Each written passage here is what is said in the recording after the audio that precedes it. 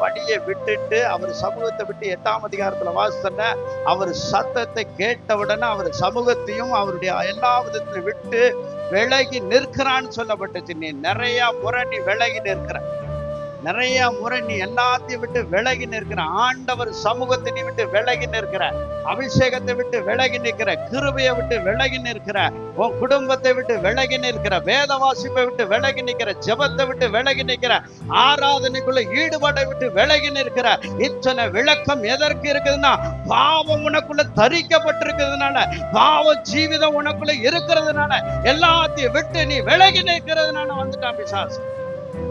ஸ்தோத்திரம்.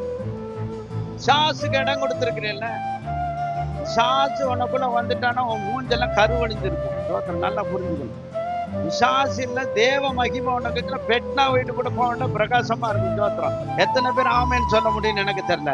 ஆனா ஆண்டவர் சொல்லுகிறான், நான் உனக்குள்ள இருந்தால் மகிமை இருக்கும், பிரசன்னம் இருக்கும், தேவ மகிமை இருக்கும். ஒரு தேவ மகிமை உனக்குள்ள நிரப்பப்படுது.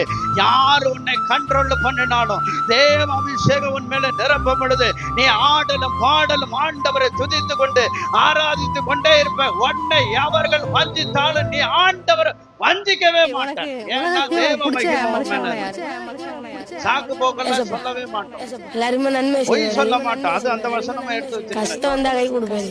பைபிள் இத்தனை வருஷமா வர பைபிள் இல்ல. என்ன ஆராதனை, என்ன ஜெபம்?